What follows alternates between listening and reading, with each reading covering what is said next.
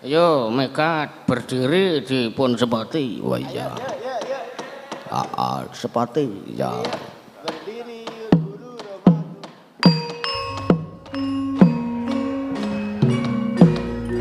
Oh lah ya kur pahit iki. Andre. Ora wis. Ora.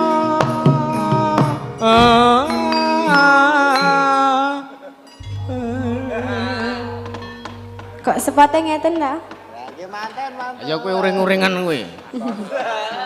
Nggih niki wau nggih wonten pamundutan yang Yang maksudnya yang belum dibaca, ngoten. Makane jangkepno to men kanca-kanca ki do ramengsle. lagi Iya. di bawah payung hitam. Adicara salajengipun nggih menika sumene. Yang Iya. Menengosar Radio. diwaca. Sugeng dalu Dik Mega menika kanca-kanca Mas Daga Lovers Korwil Temanggung, Ketua Mas Slamet Ramlan lan Mas Daga Lovers Pusat, Om Tato Pakusadewa lan Pak D Adi badhe nyuwun lagu Sambung Wanci Dalu ingkang nyekat Dik Mega 500.000 matur suwun. Rekeningmu. Nggih. Oh iya. Syukur dadi men nggak usah ketemu. gue ketemu gundulmu atas. Dadi men adil. Iya. Nah iya. Harus endi sih? Manut mawon. Ya sing sambung wanci esuk kuwi ya. Iya. Kuwi sapa Mas sing hayangmu kok? Heeh. Oh iya. Wong endi ya? Mbakku dikenalke. Ada deh. Arek ngopo? Kowe ngarep tajak ngopi ya, Tru? Wah, iya. Engke niki karepe arep kepripun? Niki sedane.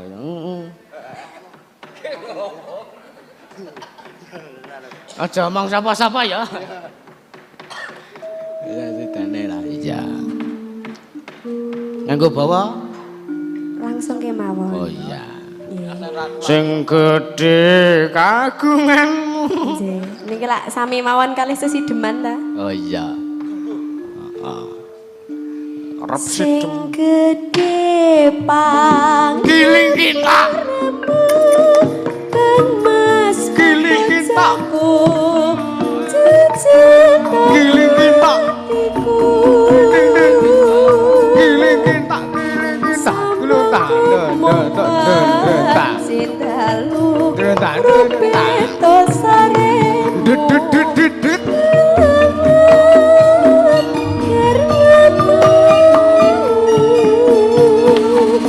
Kang Mas Kang endak nduk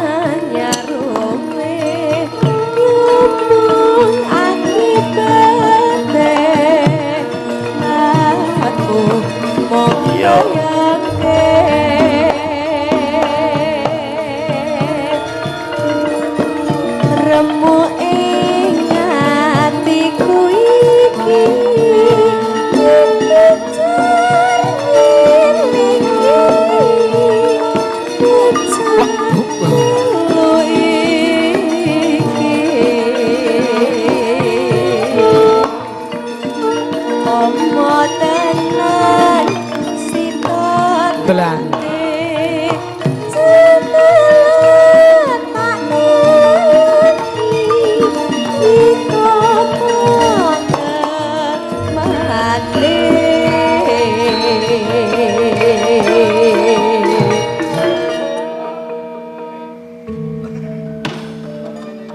Mugia antuk berkaing widi. Kok ya ngawur. Pripun Mas Da? Apa nih? Ya pripun? Ya nyamleng wis lah. Seneng suaramu seneng. Seneng swantene? Ya sak wong-wonge. Kimpul jagongan dhewe truk tenan kok. Petruk tenan kok. Ngopo njeluk ya aku ora apa-apa. Ya. mindah kaya situ urip lan ngandika iya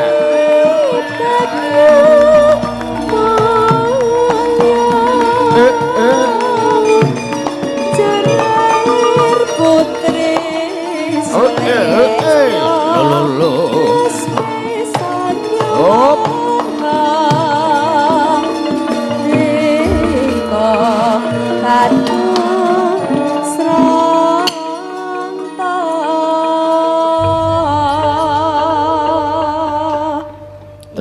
Menika sampun. Truk.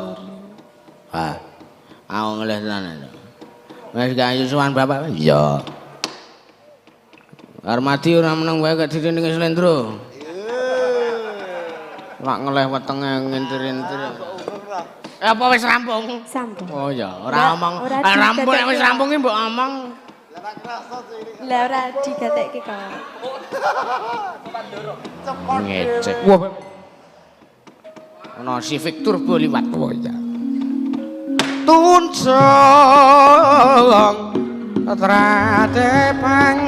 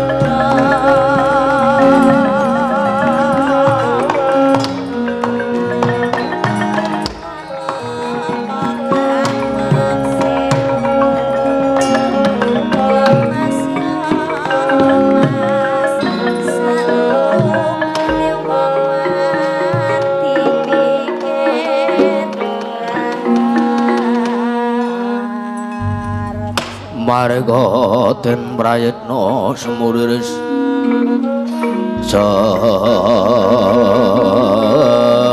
semuriris eko kali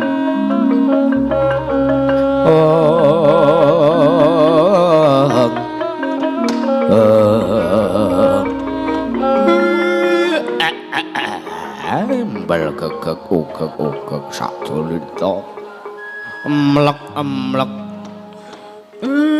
ndara kula ndara janaka paduka meji dumateng bisanipun ingkang abdipun Semar Badrana ya ten aturi paring dawuh wigatosipun menapa ndara Kakang Semar Badrana wonten timbalan ana ngendi dununge Bagong Kakang napa mboten enten ora nala gareng nuwun Bagong apa ora melu rene Truk nesu kaya kagol amen sakekle tumindake kok tumindake ora apik ki ya men ngono kuwi wajibe dielekke dielekke ora kena ya wis arep piye meneh ilang-ilangan ndok sitok ora masalah rek ya nganti kaya guru sitok kuwi bapak kon gawe adi meneh gawe dhewe ae tak kesenengan bapak kaya senengamu kaya ora ngene ora men mikir men nesu men kagol ora masalah wis bengi iki ora ana Bagong ngerol bengi iki ora ana Bagong gleleng ora ana wis men mikir sik men mikir bocah iki dipikirane men mikir ora men gedhe ndase tok uteke cilik men kanggo ngene iki iya ning mangsaku iki ya ketegelen piye Leh ku ngandani wis nganggo cara alus. Leh ku ngandani wis nganggo carana sing mudah dimengerti, mudah ditampa ngono lho. Aku ki yo ngerti. WA-ne Bagong karo bose ditransfer di semene le ngedum ning awakmu barang kelebune tenaga-tenaga ki kok ming semene iki tak sawang ki seliring adoh. Apa ya? Iya wis tak omongi. Nek Bagong turu ki HP-ne tak jaluk. Apa ora disandi? Disandi yo ngerti aku. Wong sandine wing tanggal lahire Bagong. Apa ya? Heeh. 30 04 08 kuwi. Apa daro bojone Bagong? Ha ya wis men mbok menawa kuwi. Aja nduk omongan sak geleme dhewe para. Ngapunten niki ngantos masalah pribadi kula buta teng mriki Den. Kakang Semar, kula dina sak mengko ayu dherekno aku lumarap ana ing pertapan Arga Kutha Runggu sowan marang ngersaning Sang Begawan Kesawa Sidi. Njaluk sartaning gayuh wujuding budidaya wujuding wahyu Mekutha Rama. Ya wahyu kanalendran Kakang. Mareka den prayitna semuriris seka balik. Mboten sadangu-dangu waton resik lahir batin paduka. Sampun tulus lahir batin paduka anggenipun badhe patunggayuh wujudipun wahyu Mekutha Rama paduka mesti badhe gayuh wujudipun. Mila yang menika slamet kula ngelih nganti omong wis asar susur. Awi kula dhehaken sowan marang saring Sang Begawan Kesawa Sidi Den. Mulan mara Sang Arjuna semono kang kamanungsan.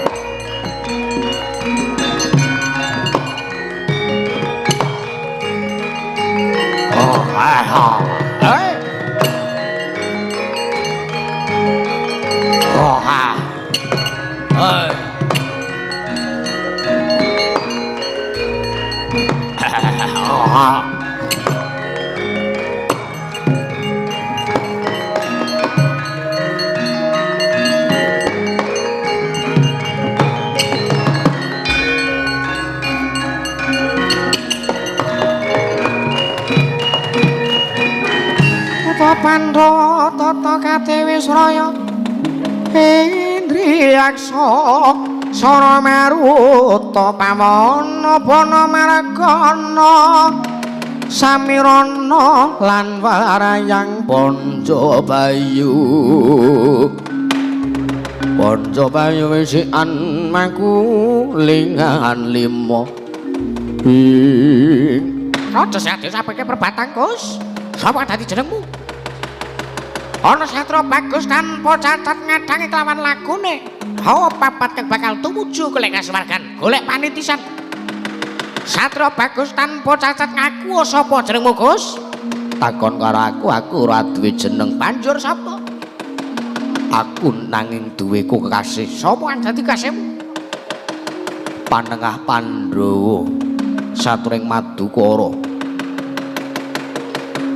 Raden Arjuna ya Permadi ya Permadi ya Janaka sing mburi awake gedhe dhuwur aku tak melu aku iki absen kaya iki ya melu takon karo aku Petruk Kanthong Blong iya sapa ya aku ya ae gak karepmu Petruk Kanthong Blong bel keduel beh iya tontong set ya lincak suwelo angkring dimejo sendok maruta porok tirta sambel wiyaka alah perkakas warung tiga kabeh ngelih padha kira sing mburi dhewe tangane ceko matene kira sikile becik awake cilik sapa sing dadi jenengmu aku tak melu mari Kang mari takon karo aku Nala Jaya Tungkluk iya Setra Pawira Prambuyan iya Sang Jaya Klithik iya Sela Blekithik iya jenenge medeni ning kok wong ora medhasi kan sing mburi dhewe sapa dadi jenengmu wong Kanegara aku ngawur ora takon karo aku sapa jenengmu Daya yo Bagong yo Michael yo Pintu yo Juang yo dobleh kencana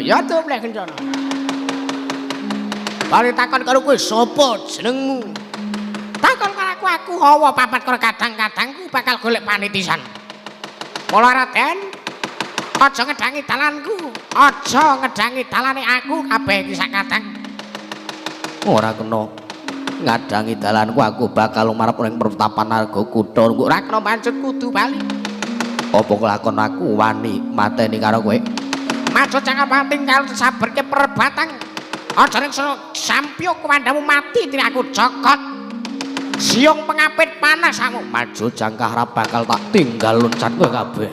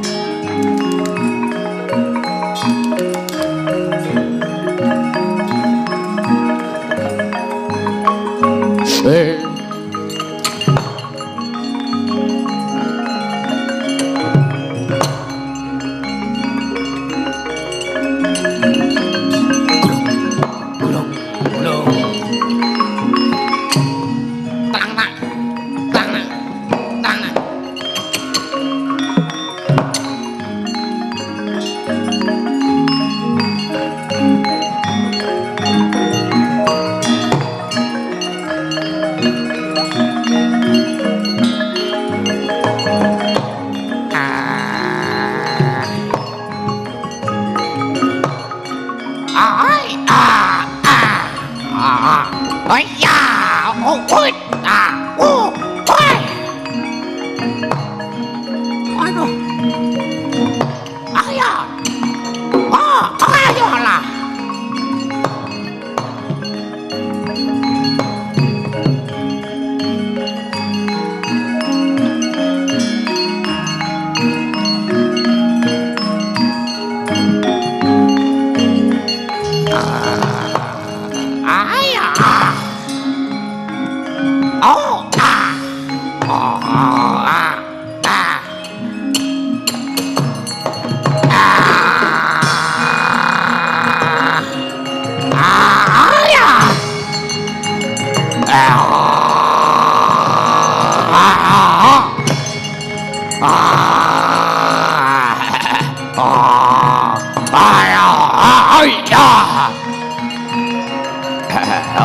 Amok maju afreso.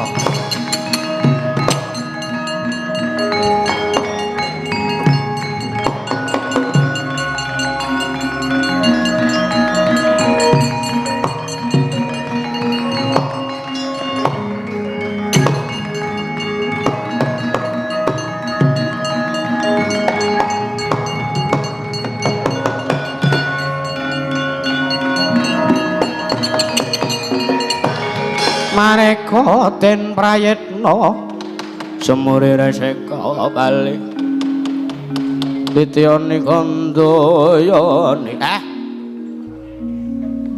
Dursana kok mundur kenging napa Gus edan Kakang Semar ora kaya adat saben yen aku ketemu kelawan buta-buta sing begal kelawan lakuku lah kok teko iki digdaya timen mokal sampean kawon karang sedaya buta papat cacahipun menika hawa menungsa niku hawaning menungsa sedaya sepisan nika sing rambuté abang nika nika jenenge hawa amarah menika abang nek ora iso ngendhaleke utawa ora iso mengontrol sing werna abang menika kala wau entene mung kepengin muring-muring mawon nika sing rambute kuning kaya gedang goreng nika haluamah mangkono Kang nggih nika kepengin menganu hawane ming aja-aja madang terus sampean mboten iso ngendhaleke ngoten niku mengke dadi lemu kaya sing bonang nika sing ngendang barang melu keguyu sing ngendang barang lajeng menika ingkang werni cemeng menika. Menika ingkang ngujo awaning kesenengan. Lajeng ingkang pethak menika naminipun apa to Le? Mbah aku ra idem. Hae pokoke nika hawa sing sae. Niki kula nembe ngelih nembe ngantuk akhir ra iso mikir. Ngeling-eling niki buyar kabeh. Ya ora dadi ngopo. Mulane ajeng nandingi buta papat nika cacahe niku gampang. Sampeyan mung muja Pancaka Suci mengke mun otomatis masuk ke dalam nomor handphone Anda. Terus saking menika jenengan kedah nyuwun nomor WhatsApp. Supados samangke kenal, supados samangke menika. Saged sesawungan utawi samangke malah saged panjenengan saged dados jodhonipun. Ada mboten ngaten menika, jenengan mboten nyuwun nomor WhatsApp, menika malah gelo. Monggo wayune ora sebene.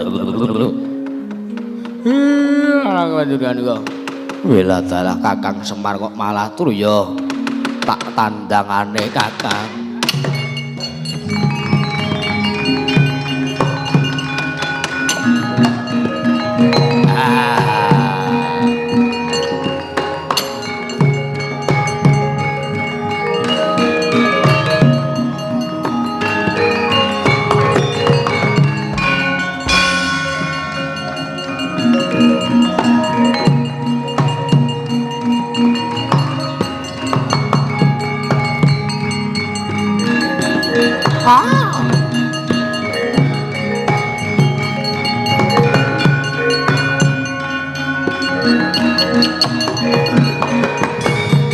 sigra muja pancaka suci Sang Raden Arjuna. Kocaping mangke hawa papat hawaning menungsa sipating menungsa nepsaning menungsa.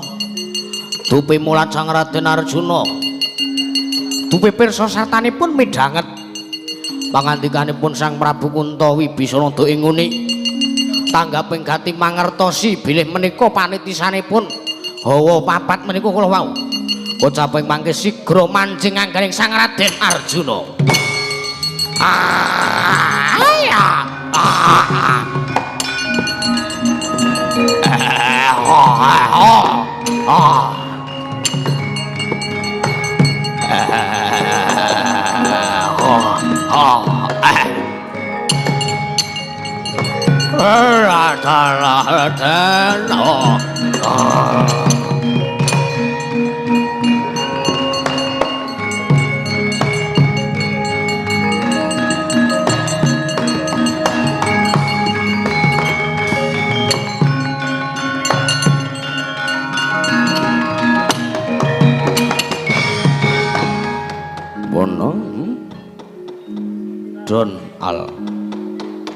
Don al selesai semuanya. Selesai semuanya ki apa sampean mboten sangendika. Digelak wancine tumuju wonten ing ngarga kutha Runggodan.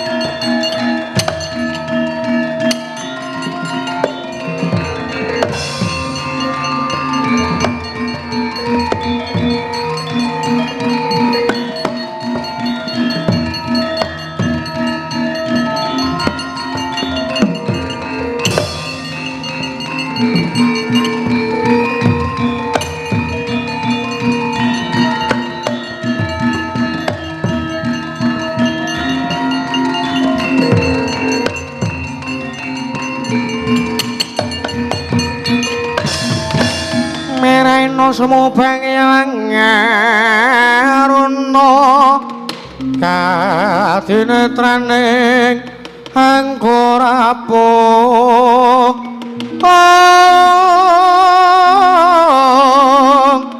sabdaning kukila ringkane kara sageter kene donganing kong lirwu sing bene panca Mas Tromo Sidam Sekaring bawana Raden Anoman menika menapa kok wonten pusaka Penemban menika pusaka kagunganipun Nalendra Ngawangga Sang Nata Prabu Karna Basusena ingkang sekawit duwe nguni nedya den neraken wonten janggaring sang penemban Kesawa Sidi nanging tanggaping gati kula nyaut pusaka menika. Lajeng pusaka menika badhe dipun menapakaken kula kantun nderek penemban. Ridho mawur mangapura murahan. Tengarane ngajurit kong makuru kongso. Mas Trama Sidam Sekaring Bawana. Raden cetha anggon kita madeg pandhita anggon panjenengan dados pandhita wonten ing pertapan Kendali Sada dereng resik lair batin paduka liripun kados pundi nyatanipun panjenengan tasih kuwates bilih sak mangke pusaka menika anyocok dada kula tumuli kula sak mangke sirna margalayu panjenengan menika ateges ngowah-owahi wadining Gusti sakening sampun kados ingkang sampun kula aturaken duk nalika pawiyatan agung kala wau judul rejeki lan pati menika wadinipun Gusti menawi panjenengan menika kok tasih meper mobal babaling kanepson tasih nggadahi raos kuwatos tasih nggadahi raos mboten trima menawi sesembahanipun nedya den pulasara luwih-luwih agengipun dipun pejahi ateges panjenengan menika tesih dereng ikhlas panjenengan tesih dereng saged dados pandhita satanipun sanes watakipun Brahmana menawi taksih nggadahi wewatekan ingkang kados mekaten mila saking menika Raden Jengandika menika kula wastani kirang awas lan kirang masis anggen paduka menggalih Raden.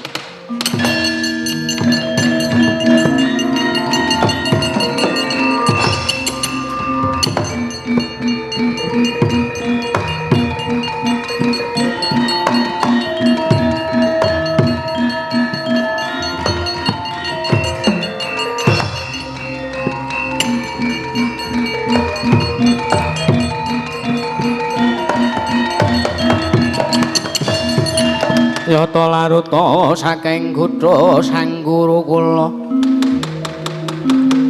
yana mutusa sang Sri kowe lha dalah manus maning jajalan sukertaning bawana lha kok tekono pendhita sing ngedeke pertapan jeneng pertapan Arga Kutha Runggu mongko wewengkone kebawat keperintah negoring Singgela penemban sapa kang dadi peparapmu oh Mas Trama Sidam Sekaring Bawana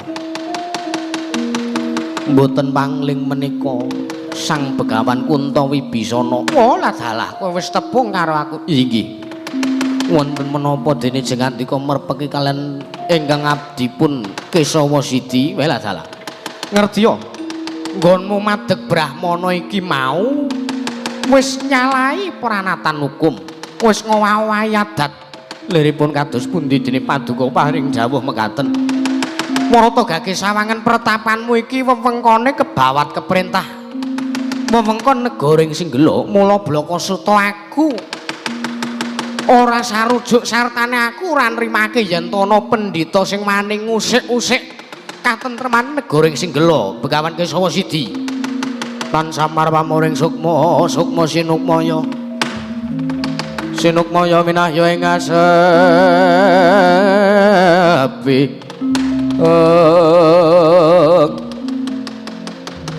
sigra kagyat enggalih Sang Kunto Wibisana kacapai mangki Sang Begawan Kesawa Sidi midhanget aturipun Sang Begawan Kunto Wibisana ingkang pungkasan menawi boten narimaken bilih Sang Begawan Kesawa Sidi madeg Brahmana wonten kebawat keperintah wewengkon negaring Singgela kocap kacarita nalika semanten Sang Begawan Kunto Wibisana sigra nyawang